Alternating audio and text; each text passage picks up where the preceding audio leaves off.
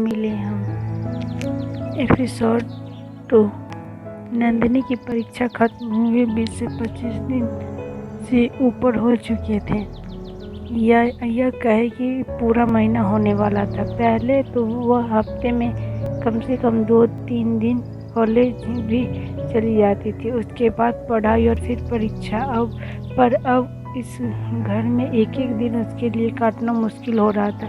वही बातें, वही सब की सवाल भरी निगाहें और हर समय उसके ब्याह की चर्चा। इन सब कुछ सुन के पीहू बुरी तरह थक चुकी थी। अब कैसे भी कहीं दूर जाकर कुछ दिन के लिए शांति में रहना चाहती थी, जहाँ और नहीं तो कम से कम जी भर के अपनी दादी के साथ बातें कर ले और खुलकर खिलखिलाकर हंस सके।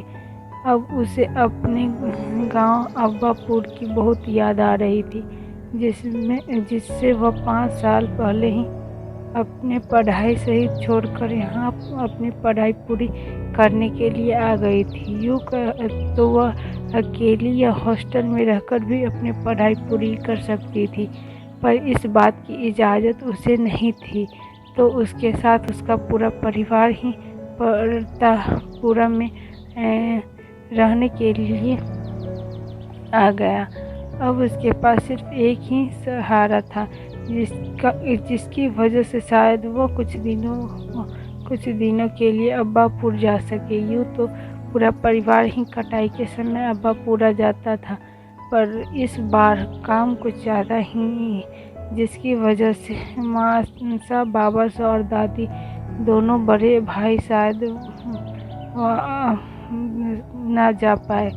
उसने जाकर यह सारी बातें दादी साहब के साथ साझा की।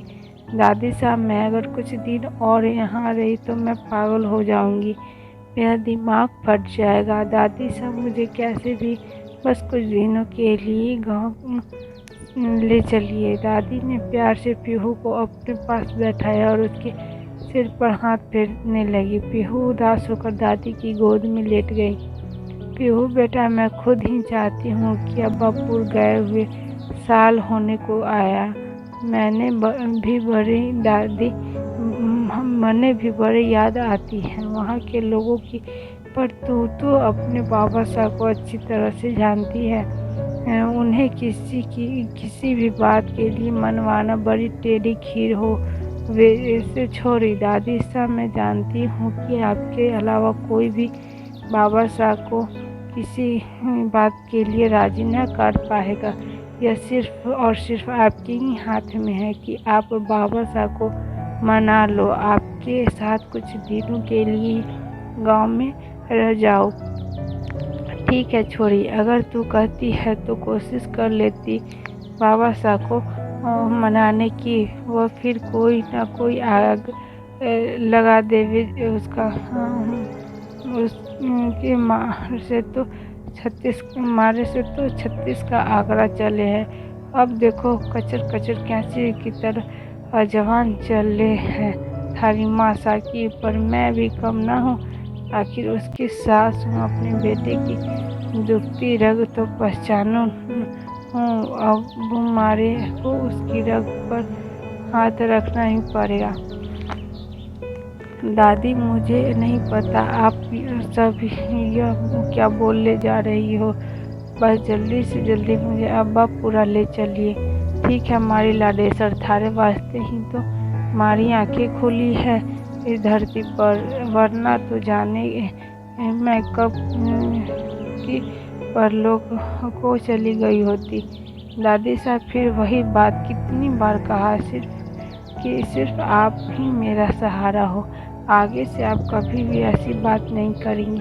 ठीक है छोरी, आज शाम को तेरे बाबा साहब को दे, उससे आज ही मनवाती हूँ। ये बात बस तू कल तक इंतजार कर। कल मैं अपनी लाडली के साथ गांव में ही रोटी खाऊंगी। क्या दादी, बस कल ही जा रहे हैं? छोरी, इतनी उतावली ना हो, थारे बापू उषा से बात तो कर लेने दे। मैंने दादी से अगर आप इतने विश्वास के साथ कह रही हैं तो जरूर आपने कुछ न कुछ सोच ही लिया होगा। पीहू का मन कुछ हल्का हुआ। जैसे ही रात हुई और पीहू के बाबा सा दोनों बेटों के साथ घर के अंदर आए, दादी जल्दी से अपने कमरे से निकलते हुए बेटी के पास बैठक में आ गई। 11 और छोरे, कैसे काम चल रहा है थारा? बस मासा काम का बहुत जोर है। इन दिनों मोटर थ्रेसर की बड़ी मांग बढ़ गई है। माल लेने के लिए शहर भी जाने पड़े हैं। बार बार फुर्सत ही न मिलती काम से। अरे अपनी एजेंसी में तो भीड़ लगी रहे है पूरा दिन ग्राहकों की। बहुत अच्छे छोरा, ऐसे ही दिन दुनी राजकुनी तरक्की हो थारे काम में। पर बेटा, गांव की भी कोई खबर ले लो। अरे वह तो जन्मभूमि है हमारी, वहीं से तो पले बढ़े हैं। उन्हीं का दिया हुआ हमारे पास है जो आज हम इतनी तरक्की कर गए। माना कि हम यहाँ आकर रहने लगे, पर अपनी जन्मभूमि को तो कभी भूलना नहीं चाहिए। अब अनाज पानी आने का समय हो गया है। कटाई तो कब की शुरू हो गई। अगर तुम सब यही लगे रहोगे तो वहाँ कौन देखेगा? गोविंद पीहू के बाबा साहब के चेहरे पर चिंता की लकीरें कुछ गहरी हो गई थी। माँ साहब, आप बिल्कुल ठीक कह रही हो। आखिर गांव में भी हमारी खेती बाड़ी ही बरसी हुई है, वहाँ जाना भी बहुत जरूरी है। पर माँ सा, सच्ची कहो, थारे दोनों बड़े पोते को दिन भर जावे दुकान में रोटी खारे कौन मिल। बड़ी समस्या है। गांव जाए भी तो कैसे? अरे गोविंद जी, भी कुछ सोचने की बात है का? थारो लाडेश्वर संजू किस दिन काम आएगा? आखिर उसे भी तो घर परिवार खेती बाड़ी की बातें सिखाना शुरू करो। छोटा है तो का छोटा ही बनकर रहेगा।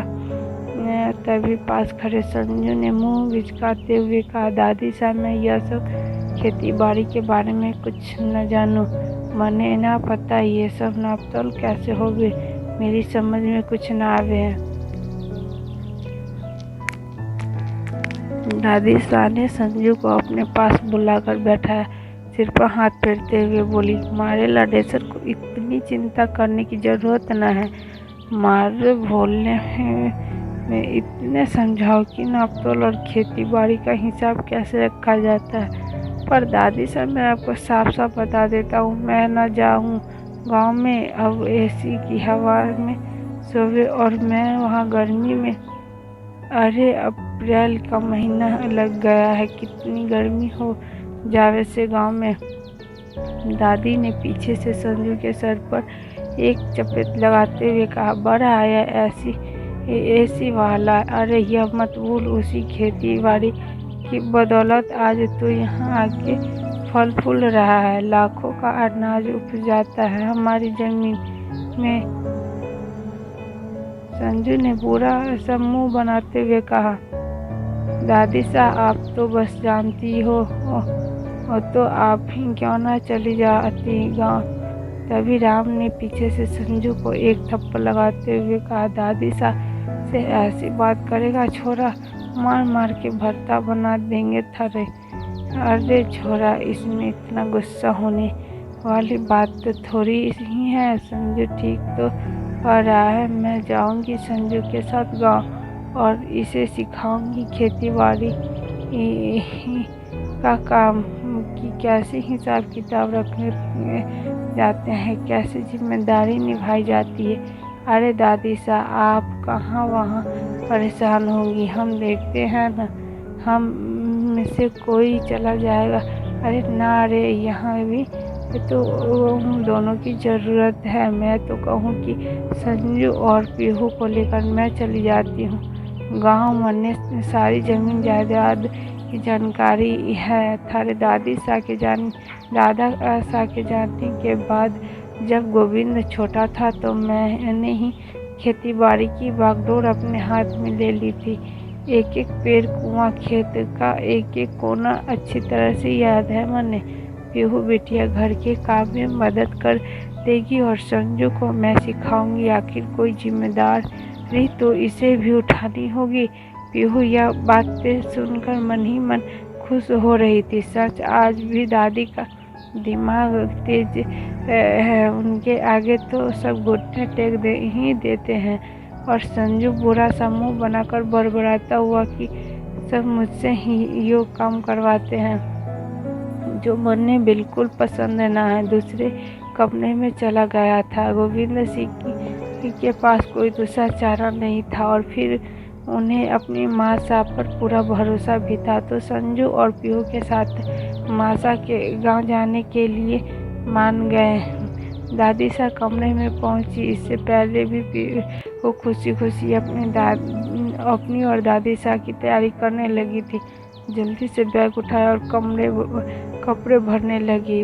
जब सारी तैयारी हो गई तो उसने दादी के पास जाकर कान में कुछ फुसफुसाया। तब दादी की आंखें नम हो गई थी। उन्होंने पीहू का माथा चूमते हुए कहा, ठीक है छोरी, वह मैं कैसे भूल सकती हूँ। अपना पुराना बक्सा खोलकर उसमें से लाल रंग की एक पोटली निकालकर पीहू को देते हुए कहा कि छोरी जल्दी से इसे अपने बैग में छुपा ले।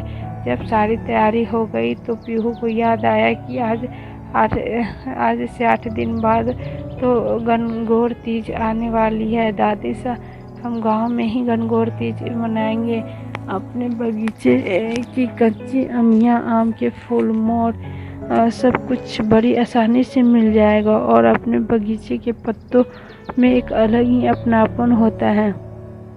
हाँ छोड़ी, यो नहीं तो अपने पुरखों के घर में त्योहार मनाने का आनंद ही कुछ और है। मैं जब 6 बरस की उम्र में ब्याह कर आई थी तब से तेरे दादा सा के होने तक उसी घर में गणगौर तीज का पूजन करती आ रही हूँ। उस घर के एक एक कोने में तेरे दादा सा की याद मेरी यादों के साथ जुड़ी है। पीहू बहुत देर हो गई, आजा बेटा सो जा, सवेरे जल्दी उठना पड़ेगा।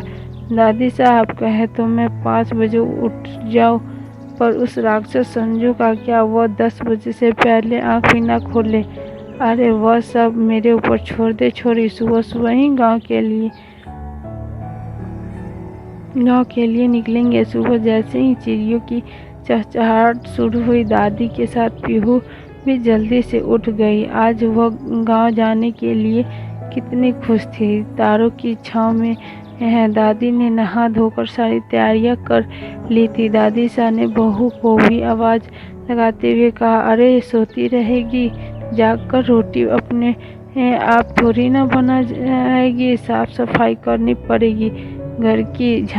सांझ तक चूल्हा जलेगा, रोटी बनेगी, तब रसोई से ही आवाज़ आती है, माँ साहब मैं आपके कहने से पहले ही उठ गई हूँ। पीहू की पसंद की आलू की पूरी सब्जी, गट्ठे की सब्जी चावल के साथ बना दी है। हमारी पसंद का कोई भी कुछ न बनाएगी। जी माँ सा, आपकी पसंद का तो मूंग की दाल का हलवा पहले ही बना कर रख दिया है मैंने। तब दादी सब बड़े रौब के साथ पीहू की तरफ देखती और कहती है, देख छोरी, पकड़ है बहू पर मारी के नहीं। तब पीहू हंसते हुए दादी सा के गले में बाहें डाल देती है। हाँ दादी सा, भला ऐसा कोई होगा जो आपकी बात न माने। यही सब करते हुए सुबह के 8 बज चुके थे, पर जीप में ड्राइवर जाने के लिए बिल्कुल तैयार था। संजू, पीहू और दादी सा पूरे 1 महीने के लिए अब्बापुरा जा रहे थे। सारा सामान गाड़ी में रख चुका, बस सबके बैठने की देरी थी। दादी सा निकलने लगी तो सब बच्चों ने दादी सा को दंडवत प्रणाम किया और छोड़ने के लिए बाहर तक जाने लगे। बाबा सा ने पीहू की तरफ देखते हुए कहा, पीहू बेटा तू समझदार है, अपने और भाई का दादी सा का अच्छे से ख्याल रखना। और हाँ, कोई भी ज़रूरत हो मन्ने एक फ़ोन कर देना छोरी, हम तुरंत आएंगे गांव। जी बाबा सा, कहते हुए पीहू संजू और दादी सा के साथ जीप में बैठ गई और जीप गांव की तरफ चल पड़ी। आज के लिए इतना ही। आगे की कहानी जानने के लिए सुने हम मिले ना मिले एपिसोड थ्री। तब तक के लिए बाय। जय हिंद, जय भारत, टेक केयर।